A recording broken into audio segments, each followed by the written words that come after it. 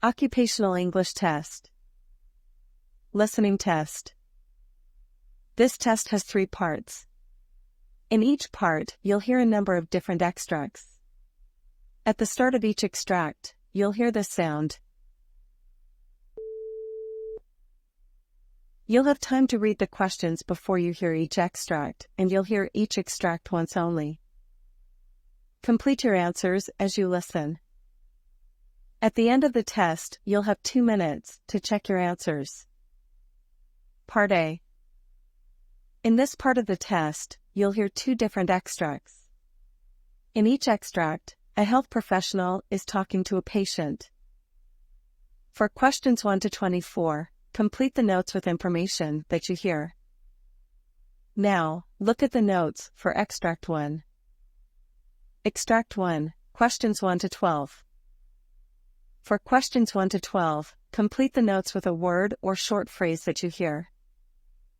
You now have 30 seconds to look at the notes.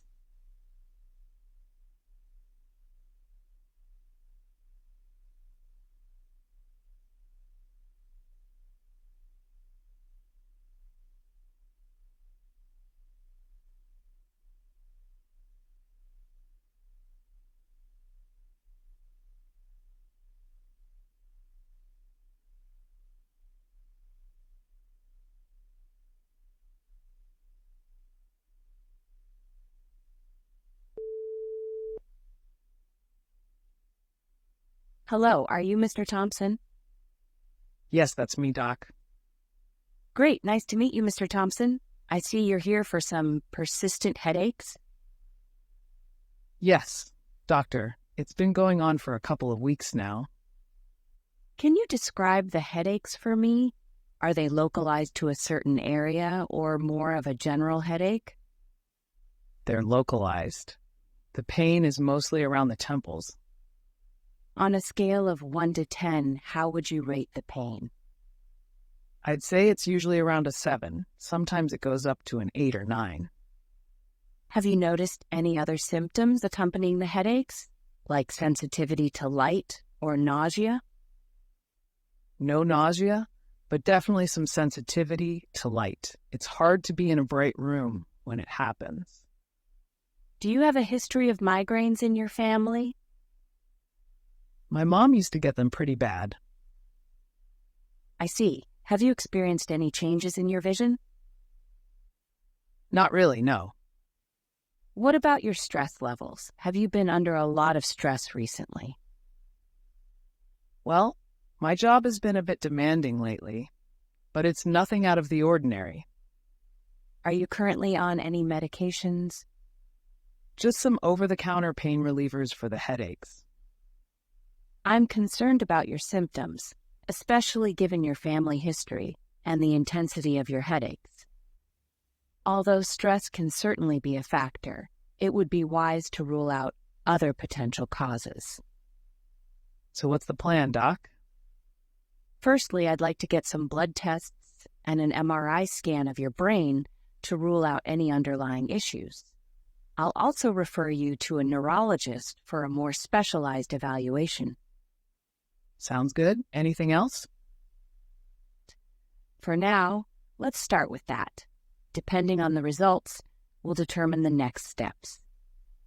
It could be that you're suffering from migraines, but we won't know for sure until we've conducted a thorough investigation.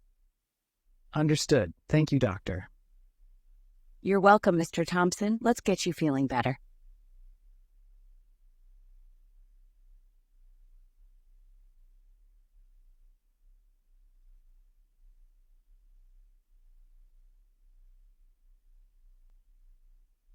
Extract 2, questions 13 to 24. For questions 13 to 24, complete the notes with a word or short phrase that you hear. You now have 30 seconds to look at the notes.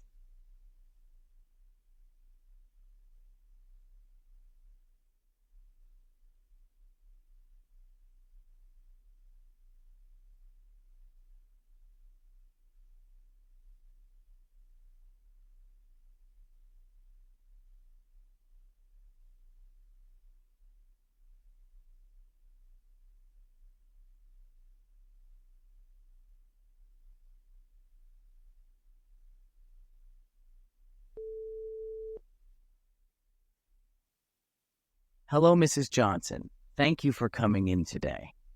I see here that you were referred to the pulmonology department by your primary care physician. Yes, that's correct, but please call me Emily. Of course, Emily. What prompted you to visit your primary care doctor in the first place? I've been experiencing some shortness of breath for the past couple of weeks.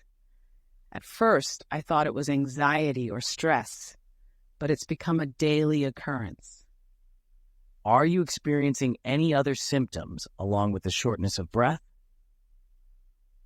Yeah, I've had a persistent cough, and sometimes there's a wheezing sound when I breathe. When did you first notice these symptoms? I guess it started around 3 weeks ago. Is the shortness of breath and wheezing consistent, or does it come and go? It seems to get worse at night. I've also noticed it's worse after I exercise. Okay, have you noticed any triggers? For example, are you around any allergens like dust or pets when this happens? I do have a cat, but I've had her for years, and this has never been a problem before. Now let's talk about your medical history.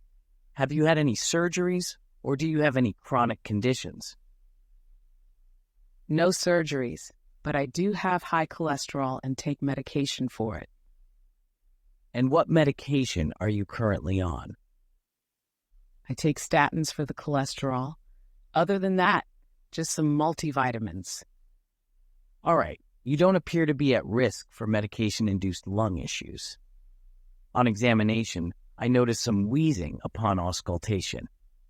I'd like to order a few tests, a complete blood count and a chest x-ray to start with. Depending on the results, we may also do a pulmonary function test.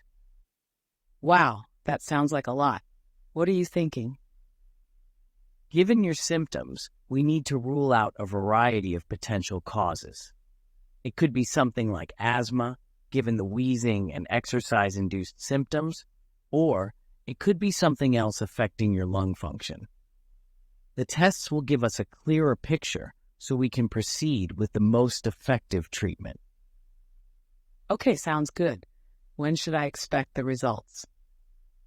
Usually within a few days for the blood work and x-ray. If we proceed with a pulmonary function test, that may take a bit longer to schedule. All right.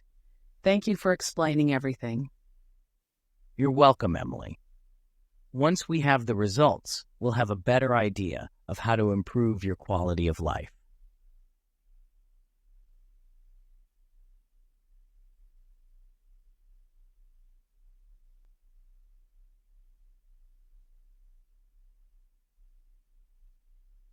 That is the end of Part A. Now look at Part B. Part B. In this part of the test, you'll hear 6 different extracts. In each extract, you'll hear people talking in a different healthcare setting. For questions 25 to 30, choose the answer A, B, or C, which fits best according to what you hear. You'll have time to read each question before you listen. Complete your answers as you listen. Now look at question 25.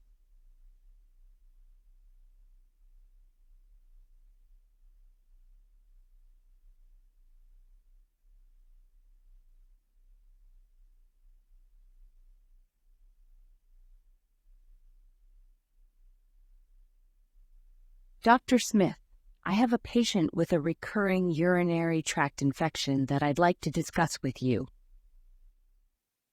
Yes. I saw the patient's chart earlier. What seems to be the issue? Well, the patient has been on several rounds of antibiotics over the last 6 months, but the infection keeps coming back. I'm concerned about antibiotic resistance. That's a valid concern, especially given the patient's history. Have you considered running a sensitivity test? Yes, we've done that, and the results were inconclusive. What would you recommend as the next steps? In cases like these, it might be helpful to explore other treatment options like intravenous antibiotics or consult an infectious disease specialist. It's crucial to ensure we're not contributing to antibiotic resistance by prescribing the wrong medication.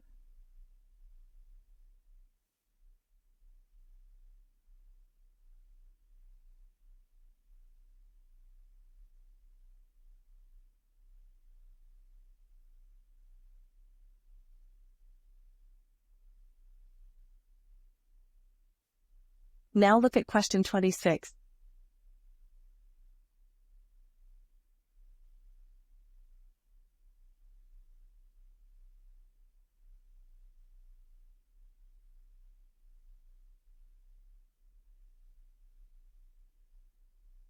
In today's session, we'll discuss the various treatment modalities for major depressive disorder. The first line of treatment is usually a combination of psychotherapy and pharmacotherapy, such as SSRIs or SNRIs. That's right, and it's important to mention that medication alone is often not sufficient for long-term management. Exactly. Cognitive behavioral therapy, or CBT, is often employed alongside medication, but there are other types of psychotherapy like interpersonal therapy and dialectical behavior therapy that could also be effective. And what about treatment-resistant depression? I know that can be a real challenge to manage. Absolutely, and that's when other treatments like electroconvulsive therapy, ECT, or transcranial magnetic stimulation, TMS, could come into play. These are generally considered for severe cases where other treatment modalities have failed. Very true. And let's not forget the role of lifestyle changes, like diet and exercise, in mental health treatment. Certainly, a holistic approach is often the most effective, but it's crucial to tailor the treatment to each patient, as mental health is not a one-size-fits-all issue.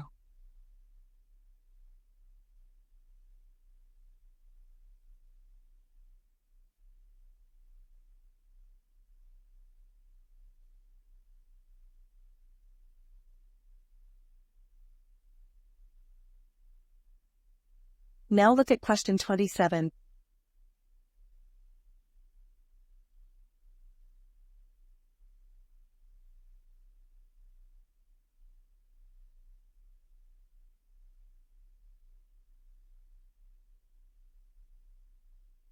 We've noticed some inconsistencies in how blood tests are being documented, so I want to cover what exactly needs to be included in our documentation.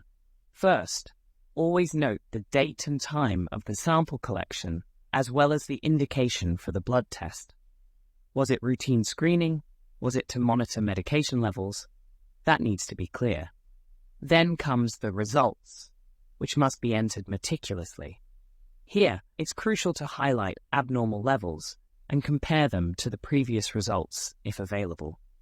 If there are any flagged indicators, like elevated white blood cell counts or lowered hemoglobin, those need special attention. Finally, you'll record your impressions and recommended next steps. Are further tests needed? Is a change in treatment warranted? These plans need to be explicit and actionable. I've provided a guide with examples for everyone to review. Make sure your documentation is thorough. Sloppy documentation can lead to diagnostic errors and can waste everyone's time.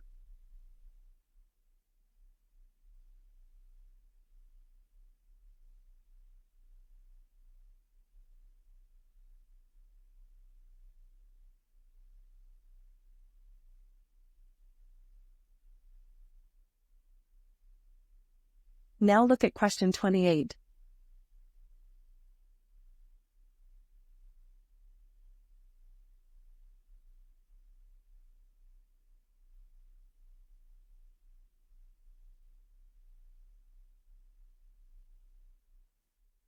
As we've seen some lapses in communicating effectively with patients about pain management, I'd like to remind everyone of the utility of the PQRST method for assessing pain. The P stands for provocation. What brought the pain on? Q is for quality. What does the pain feel like? R is for radiation. Does the pain move anywhere?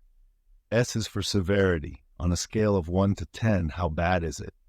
And T is for timing. Has the pain been constant, or does it come and go? Asking these questions not only gives you a comprehensive understanding of the patient's pain, but also makes the patient feel heard and involved in their own care. I can't emphasize enough how vital clear communication is in pain management. Your dialogue with the patient will often guide your treatment choices. You might uncover that the pain is not just physical, but has emotional or psychological components, necessitating a more holistic approach. I've prepared a checklist that uses the PQRST method for you all to practice with.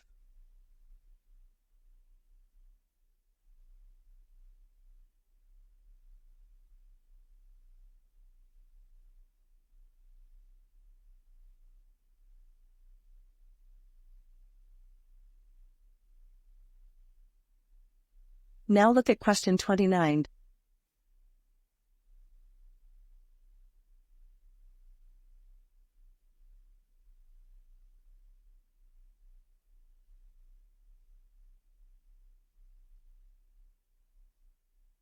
So, I had a look at the patient you referred to me who has been struggling with high blood sugar levels.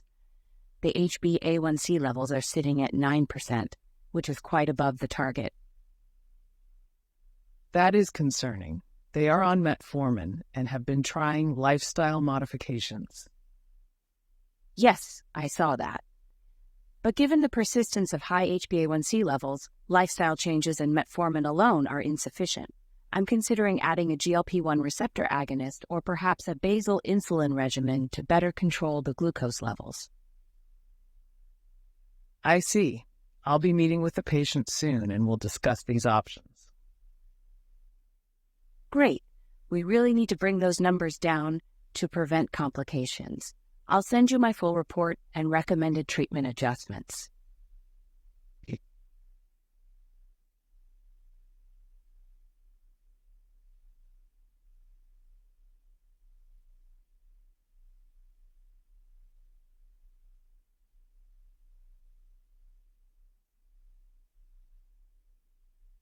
Now look at question 30.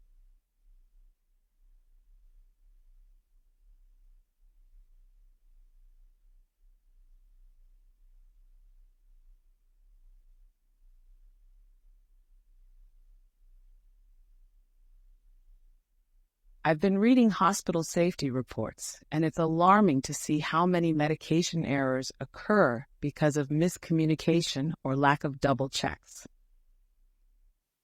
Yeah, I've noticed that too. We were taught the 5 rights of medication administration. Right patient, right drug, right dose, right route, and right time. But sometimes it feels like people are rushing and not double checking. Absolutely. Another issue is the look-alike, sound-alike medication names. We really have to be cautious and perhaps read back the medication name and dose to a colleague as a second check. Good point. In a busy ward, these checks can be life-saving.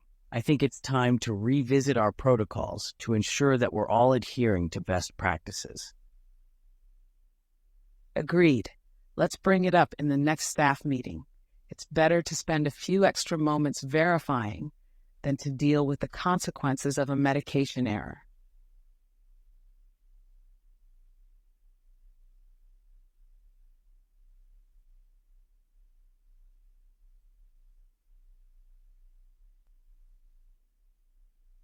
That is the end of Part B. Now look at Part C. Part C. In this part of the test, you'll hear 2 different extracts. In each extract, you'll hear health professionals talking about aspects of their work. For questions 31 to 42, choose the answer A, B, or C, which fits best according to what you hear. Complete your answers as you listen. Now look at Extract 1.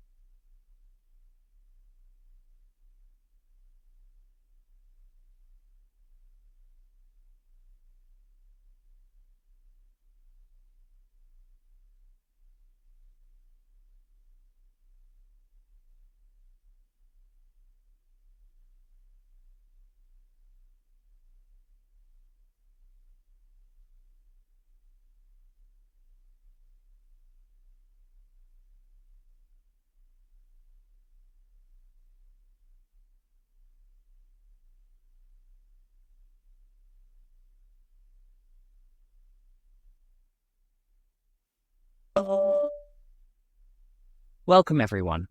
My name is Dr. Smith. In previous sessions, we've discussed various life support modalities such as mechanical ventilation and continuous renal replacement therapy. Today, we're diving deep into a fascinating yet complex topic, extracorporeal membrane oxygenation, better known as ECMO.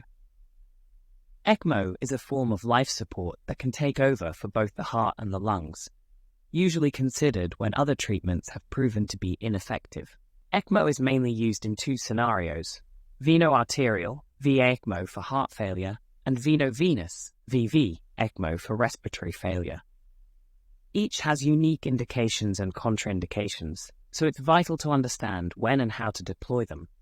Firstly, veno-arterial ECMO is essentially a form of mechanical circulatory support. It's useful in situations such as cardiogenic shock, post-cardiotomy failure, or even as a bridge to transplant. Remember that VA ECMO can support both the cardiac and respiratory functions, but it can also impose significant afterload on the left ventricle, potentially worsening heart failure if not managed carefully. Veno-venous ECMO, on the other hand, is used for isolated respiratory failure conditions like ARDS or acute severe asthma. It's vital to note that VV ECMO won't support circulatory failure, so your patient needs to have a relatively stable cardiovascular system to be a good candidate. Advantages of ECMO include complete cardiopulmonary support and the ability to give the native heart and lungs a chance to recover. However, ECMO is fraught with challenges, such as the risk of bleeding, infection, and limb ischemia, to name a few. Additionally, the technical skills required to manage an ECMO circuit should not be underestimated.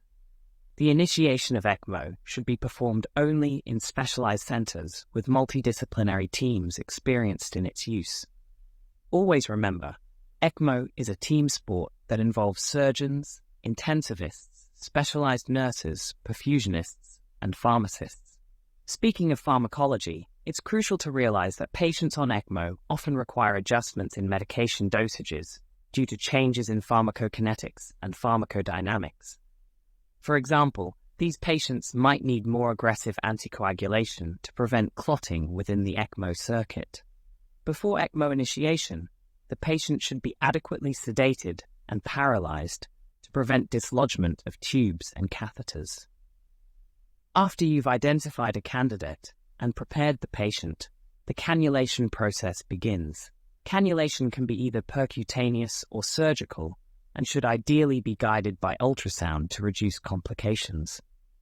In summary, ECMO is a highly specialized form of life support that has saved many lives, but also comes with its unique set of complications and considerations. Just like with suturing techniques, mastery of ECMO requires thorough understanding and practical experience. So in our next session, we will work through some ECMO simulations to better understand the mechanics of setting up and managing an ECMO circuit. I hope this provides an informative overview of ECMO. Thank you, and I look forward to seeing you in our next training session.